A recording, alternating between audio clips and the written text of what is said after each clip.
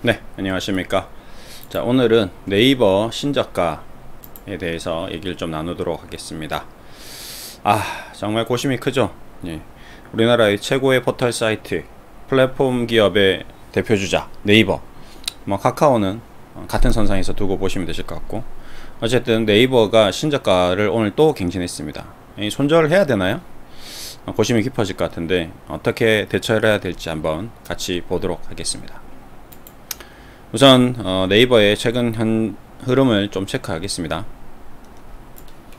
우선 기사들이 이렇게 이제 막 쏟아져 나오고 있습니다. 제가 어제도 잠깐 얘기 드렸는데요. 뉴스 기사를 잘 활용해야 됩니다. 자, 이제 뭔가 과거에 우리나라 코스피 신저가, 사상 최저가, 이런 얘기들이 9시 뉴스에 나오고 있습니다. 이제 네이버가 9시 뉴스에 나오는지 잘 체크를 해야 될 시점이 왔습니다. 52주 신저가 눈앞, 신저가였죠. 2년 4개월 만에 22만원 무너져.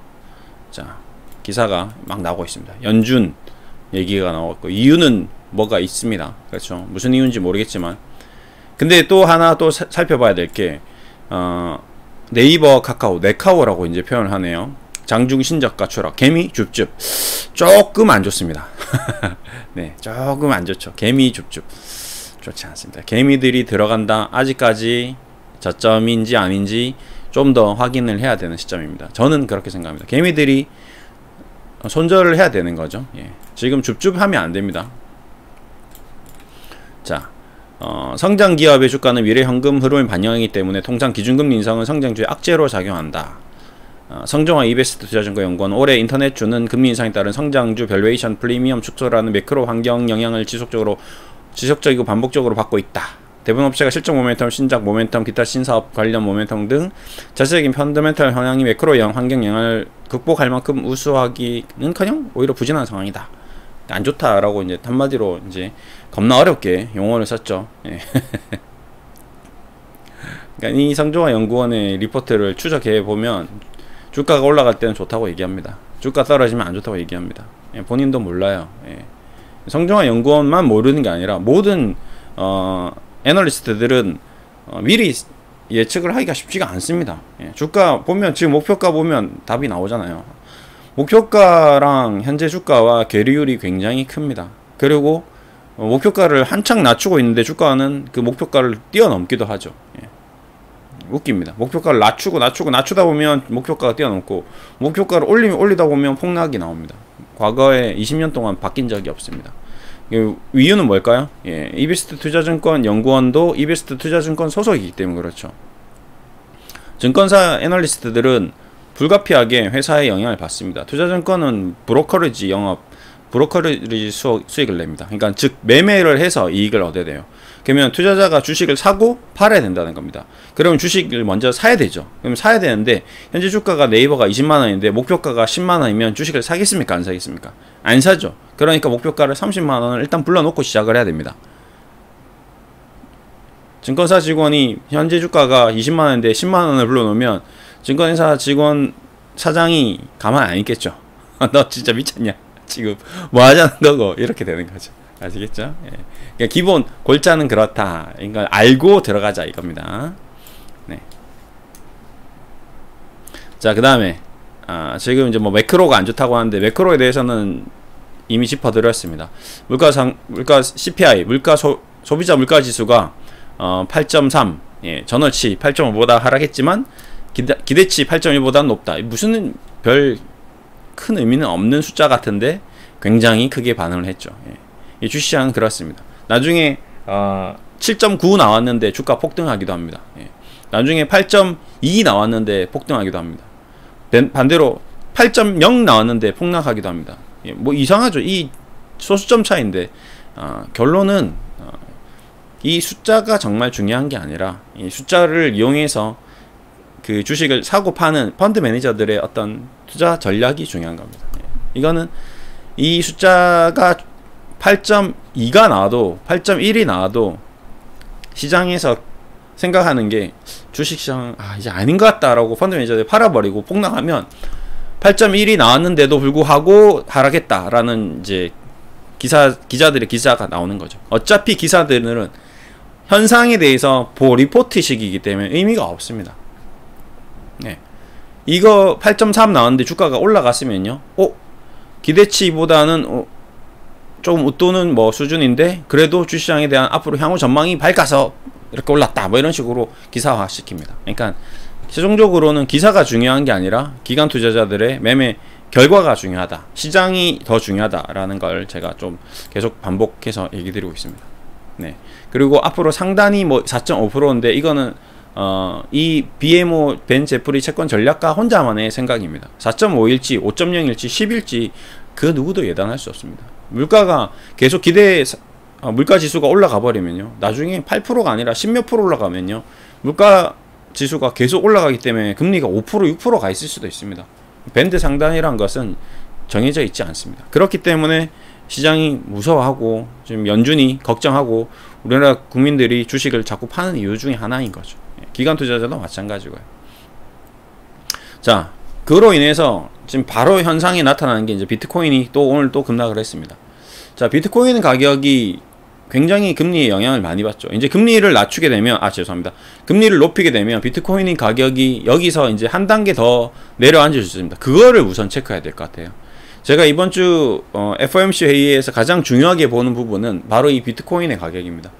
지금 이제 저점이 어느 정도 계속 18,000, 17,000 뭐 여기서 왔다가 20,000에서 왔다 갔다 하고 있는데, 이 라인이 갑자기 어제 지난주처럼 페덱스처럼, 네, 그 다음에 뭐 20%씩 이런 식으로 급락한다?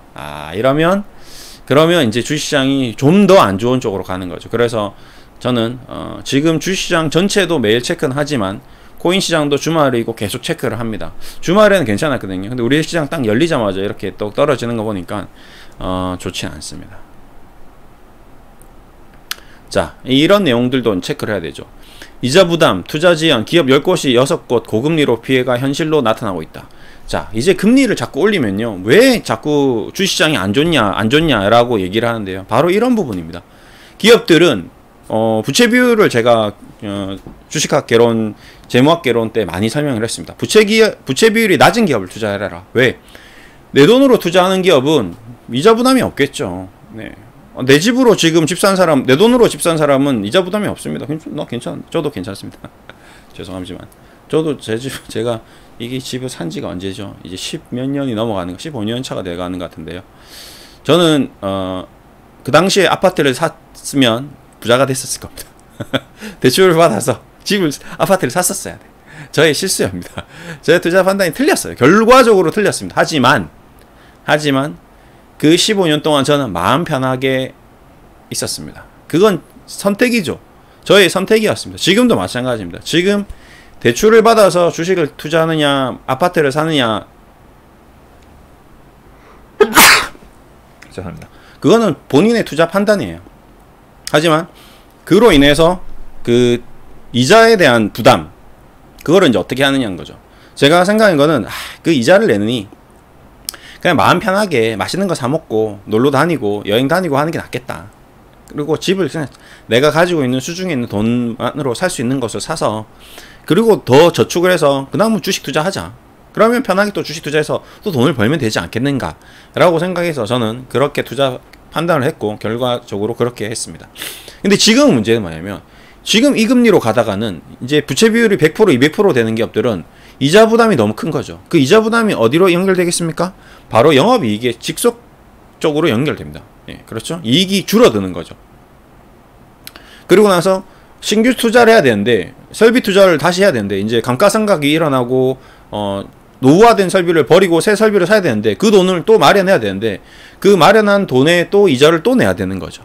공장을 하나 더 지어야 되는데, 이 공장을 더 지을지 말지 고민을 하는 과정에서 아이고야, 이거 이자가 너무 비싼데 그냥 좀 지켜보자, 안 짓는 거죠.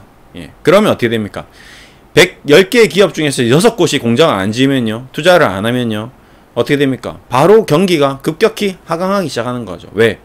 그러면 작년, 재작년까지는 신공장에 대한 발주 물량이 있었는데, 이제 올해부터 신공장에 대한 발주 물량이 없습니다. 그럼 당장 철강, 기자재, 그 다음에 설비, 그 다음에 노동 인력, 모든 산업이 그냥 경직되는 거죠. 예. 이게 바로 경기 침체인 겁니다. 경기가 화랑이 아니라 침체인 거죠. 그렇다고 경기가 사망은 아닙니다. 죽는 건 아니죠. 다운 사이클을 가는 거지, 그렇다고 6곳 쭉 4곳은 장사가 잘 돼서 짓는 거거든요.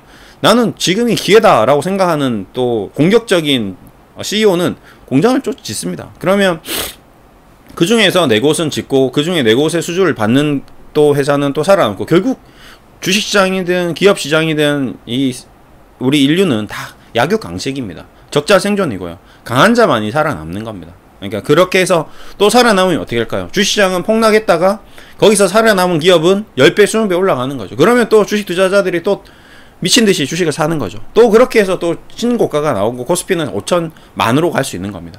그렇기 때문에 주식시장은 영원히 끝없이 가는 무한대 시장입니다.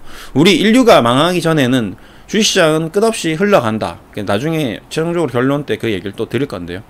그걸 잘 판단해야 됩니다. 그거를 잘 해야 된다. 그게 앞으로의 우리의 숙제고 현재 최대 당면 과제다라고 생각하시면 됩니다. 현재 상황입니다. 이거는 어디까지나. 미국에서 또 한 번 광폭금리 인상 예상되는 가운데 당장은 투자 지연이나 경영활동 악영향으로 주가가 하락할 수 있습니다. 이거는 당장 사태입니다. 지금 자금사정 악화 67%, 설비투자 지연 축소 29%, 뭐 이런 식으로 안 좋은 기사들이 계속 나오고 있거든요. 그러면 펀드 매니저들도 인간입니다. 걔네들은 뭐 강철 심장을 가지고, 걔네들은 철밥통이 아니거든요. 투자 수익률 떨어지면 잘립니다. 예. 그러려면 어쩔 수 없이 자기네들도 잘해야 된다는 거죠. 예. 주식 팔고 현금 만들었다가 될 만한 기업으로 포트폴리오 변경을 할 가능성이 높습니다. 자, 이제 네이버입니다. 그래서 네이버가 지금 실적이 발표될 건데 안 좋을 거겠죠. 왜 안 좋겠습니까? 기업들이 이렇게 투자를 안 하니 어떻게 되겠습니까? 그러면 동시에 광고도 안 찍는다는 겁니다. 야, 우리 회사가 지금 이거 매출이 이렇게 급격히 하락하고 있는데 과감하게 광고 진행해! 라고 생각하는 CEO는 10곳 중에 4곳밖에 없다는 거죠. 10곳 중에 6곳은 야, 광고비 축소해! 이렇게 나오는 겁니다.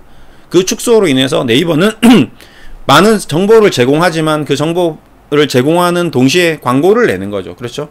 광고비가 삭감됩니다. 지금까지 배너 하나당 10억이었는데 10억 하니까 안 해요. 야, 그 과감하게 진행해 했던 4개도 대신에 싸게 해. 비싸면 네이버 하지 말고 다음으로 가. 아니면 신문해. 아니면 다른 SNS 마케팅으로 돌려. 이런 식으로 바꾸면 네이버도 어쩔 수 없이 광고비를 오퍼를 비드값을 낮게 줄 수밖에 없는 거죠. 야, 10억은 좀 그렇지? 5억으로 가자. 그래, 그럼 5억 할게. 오케이.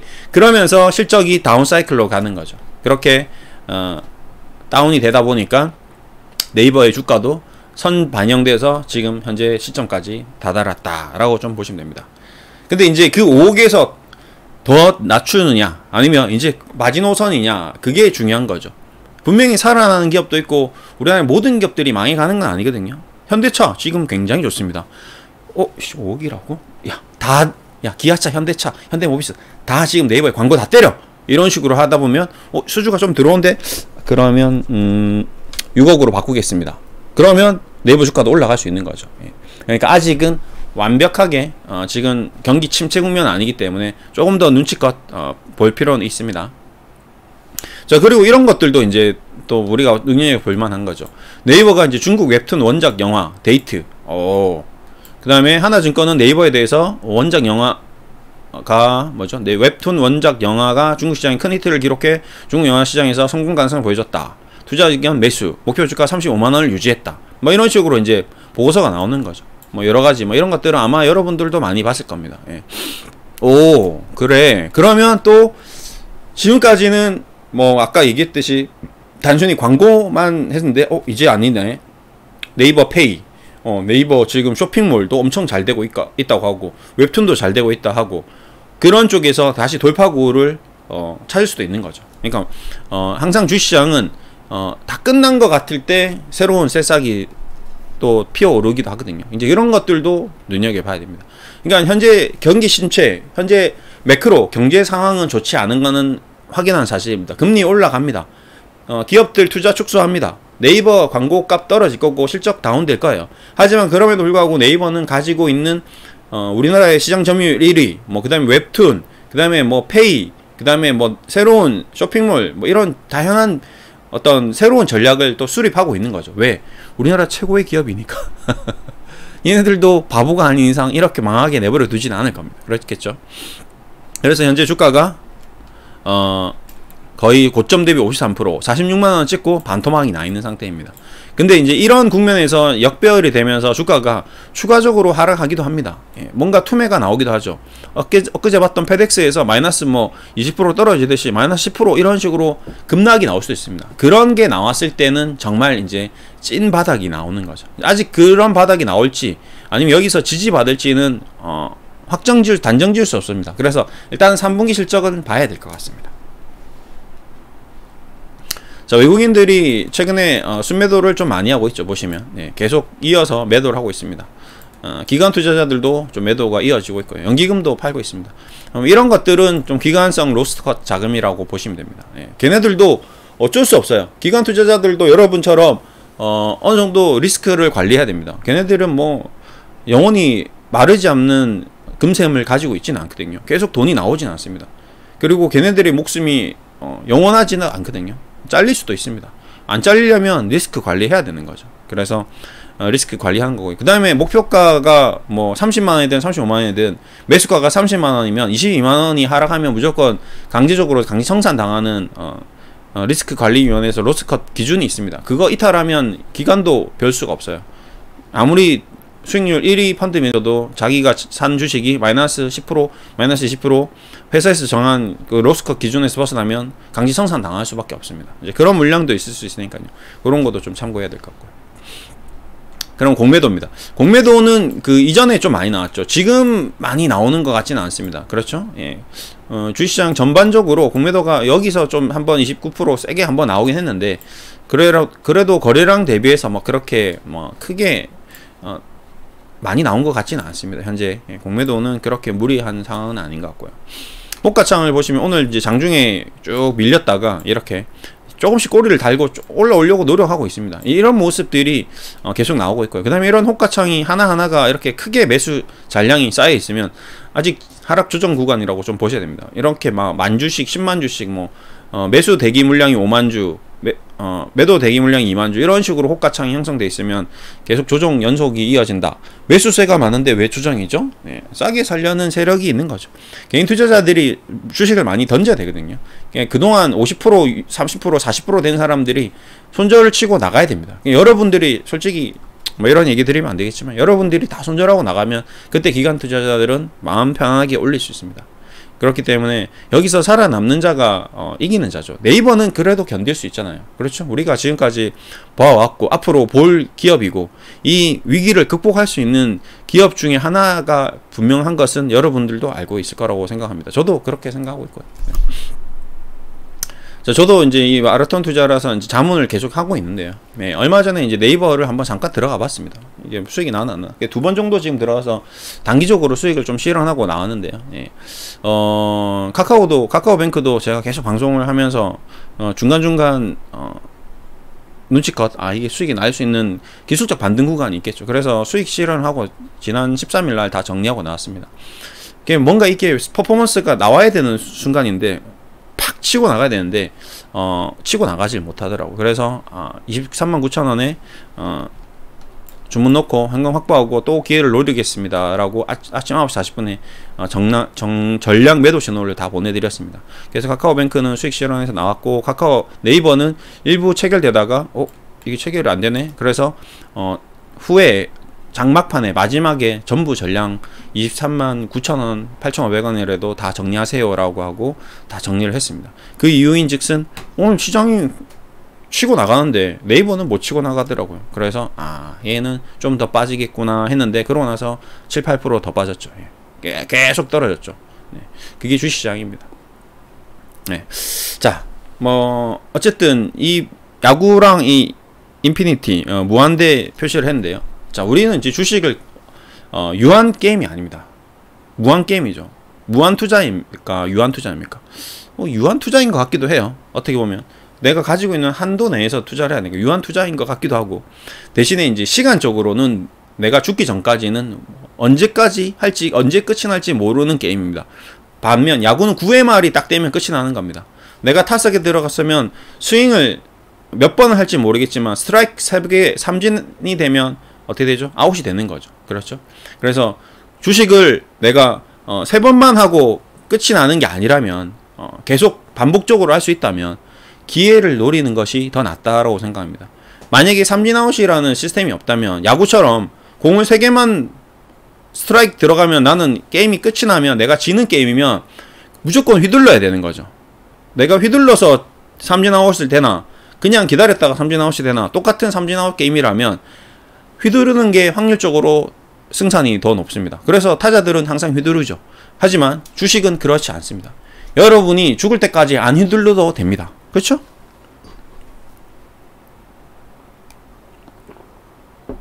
여러분이 주식을 안 사도 지는 게임이 아니라는 거죠. 내가 가진 1000만원을 굳이 주식을 사서 무조건 사야 되느냐, 뭐 그런 건 아니라는 거죠. 가만히 있어도 지지는 않는 그 무한대 게임이라는 겁니다. 지금 제가 이 인피니티 게임이라는 이 무한대 게임이라는 책을 다 읽었는데요. 사이먼 시넥이라는 책을 다 읽었는데 우리 기업들도 마찬가지입니다. 네이버라는 기업은 이 무한대 게임에서 네이버가 추구하는 그 경영 전략, 앞으로 네이버가 가고자 하는 방향, 이런 것들을 전체적으로 본다면 카카오보다는 저는 좋다라고 저는 생각합니다. 왜? 네이버 페이가 상장을 안 했거든요, 이번에. 카카오페이는 상장을 했는데 네이버 페이는 상장 안 했습니다. 저는 그 부분이 네이버의 CEO나 네이버에서 지금 추구하고 있는 이 투자 전략이라든지 투자자를 보호하는 이 마음이 일단 우선적으로 국민에게 우선적이다. 기업 우선적이지는 않다라는 거죠. 무슨 말이냐? 네이버는 네이버가 페이가 훨씬 더 매출도 높고 실적도 좋고 훨씬 더 성장할 수 있고 앞으로 이번 기회를 이용해서 상장시켜서 돈을 벌 수도 있었으나 아직까지 무르익지 않았다 판단하고 상장을 안 시켰습니다. 근데 카카오페이는 무리하게 상장시켰죠. 그 다음에 고평가 논란에도 불구하고 그냥 상장시키고 상장시킨 다음에 이사진들 주식 팔고 나오고 막 그랬습니다. 도덕적 해이, 뭐라고 해서 국민들을 해쳐먹었다 이거죠. 예, 그런 기업보다는 저는 훨씬 더 네이버가 더 훌륭했다라고 생각합니다. 이런 훌륭한 기업들은 국민들이 그래도 다 안다 이거죠. 모를 것 같죠? 다 압니다. 예, 욕 안 먹고 그래도 지금 그 카카오뱅크나 카카오페이에서 이 회사 직원들도 욕을 하죠. 상장시켜놓고 이따위로 만들어놓냐고. 근데 네이버 페이나 뭐 네이버 관련된 모빌리티나 뭐 네이버에서 관련된 그런 부수적인 기업들이 직원들이 지금 네이버 본사에 대해서 그런 불만을 안 가지고 있을 겁니다. 그런 한 명 한 명이 입소문이 다 난다는 거죠. 예. 영화도 마찬가지입니다. 전혀 재미없는 영화일 줄 알고 개봉했는데 입소문을 타고 다시 개봉이 돼서 뭐 100만, 200만 이렇게 나오는 것처럼 이런 기업들은 결국 가치 있는 기업들, 우리나라에 어떤 긍정적인 영향을 미치는 기업들은 또 다시 살아날 수 있고 그 다음에 새로운 기업으로 변모해서 또 나올 수 있다. 무한대 게임을 하는 거죠. 예. 이렇게 그냥 단순히 이 9회 말이 끝나서 이 게임이 끝나는 게 아니라는 거죠. 그래서 저는 네이버는 비록 지금 힘든 상황이지만 분명히 다시 돌파구를 찾아서 또 새로운 모습을 보일 거라고 생각합니다. 현재 주가가 21만 8천원이네요. 아직 시장은 안 끝났고요. 그래서 저도 지금 이번에 네이버를 한 2번 정도 한번 테스트를 해봤습니다. 사야 될 때인지 아닌지 2번 툭툭 들어갔는데 아직은 조금 간당간당하네. 그리고 차트가 현재 역배열로 완전히 벌어지고 있는 국면입니다. 이런 국면에서는 투매가 좀 나오는 경향이 많았습니다. 과거에 이렇게 던지던 기간에서 와장창 한번 쏟아져 나왔던 기억이 저는 너무 많습니다. 그래서 조금 더 지켜볼 필요가 있고요. 완전히 쏟아져 나오거나 신용 반대 매도가 나오거나 뭐지 할 정도로 토가 나올 정도로 이런 폭락 장세가 나왔을 때 그때 줍줍하면 굉장히 좋은 결과가 나올 가능성이 높습니다. 그래서 저는 지금 네이버를 굉장히 관심있게 지금 지켜보고 있고요. 분명히 한 번 정도는 기회를 줄 거다라고 생각하고 있습니다. 오늘 뭐 공매도가 많이 나왔는지 아니면 그냥 단순 외국인 매도가 많이 나오는 건지 뭐 이유는 알 수 없지만 그래도 시장 대비 뭐 그렇게 폭락은 아니지만 한 번 정도 미증시 나스닥이 폭락할 때 어떻게 쏟아지는지 보고 아니면 미증시가 폭락을 했는데 얘 잘 버티네? 그러고 나서 횡보하는 모습을 보였을 때 그때 접근을 하면 분명히 좋은 성과를 한번 얻을 수 있는 기술적 반등이 나올 거다라고 생각하고 있습니다. 그래서 저도 좀 계속 관심 있게 좀 보고 있고요. 여러분들도 뭐 단순히 지금 네이버를 보유하고 있는 분들이라면 많이 힘들겠지만 분명히 이 기업의 가치를 믿고 미래를 믿고 다시 성장하고 다시 회복할 것이라는 장기적인 안목을 가지고 뭐 자녀분들한테 물려준다거나 아니면 정말 월급을 조금씩 모아놔서 나중에 정말 중요한 순간에 한 번 더 매수해서 장기적으로 가져간다면 분명히 승산이 있을 겁니다. 그래서 그렇게 보시면 되시고요. 현금을 보유하고 계신 분들은 분명히 좋은 기회가 올 수 있습니다. 그때까지 차분히 한번 지켜보시고 3분기 실적 발표를 전후로 뭔가 한번 흔들림이 나올 수 있습니다. 실적이 안 좋긴 안 좋을 거예요. 기대치보다는 분명히 안 좋을 겁니다. 그때 그리고 내수잖아요. 얘네들이 이 수출주가 아니잖아요. 환율 영향을 별로 안 받거든요. 그래서 뭐 기아차나 현대차나 뭐 수출주들은 환율 영향 받아서 그래도 생각보다 괜찮게 나올 수 있는데 네이버는 그냥 국내 장사이기 때문에 크게 뭔가 센세이션한 실적이 나오기는 쉽지는 않을 겁니다. 아무튼 그런 거 감안하고요. 그 다음에 4분기에 대한 뭐 실적 전망치 하향 조정이라든지 이런 것들이 또 도사리고 있습니다. 그거 좀 체크했다가 정말 와 이거 너무 심한데 아침 장 열리자마자 뭐 마이너스 뭐 푹푹푹 떨어지네. 그럴 때가 기회가 될 수 있다라는 얘기를 드리면서 마무리하겠습니다. 반드시 그런 게 온다는 건 아닙니다. 혹시 또 가지고 있으신 분들은 이거 팔았다가 나중에 그때 사야 돼요 뭐라고 물어보시는데 그런 건 아닙니다. 그 과거에 제가 이제 그 뭐 리먼 사태 때나 뭐 IMF 때나 뭐 유럽 사태 때나 뭐 이런 사태 때가 그런 것들하고 같이 오면 환율 폭등하고 뭐 이런 것들이 같이 왔을 때 그런 현상이 일어날 수 있는 거고 아니면 그냥 횡보하다가 올라갈 수도 있습니다.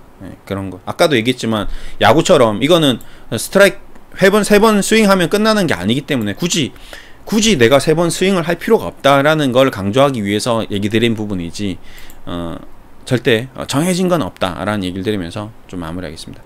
오늘 마무리 잘 하시고요. 또 내일 뵙겠습니다. 감사합니다.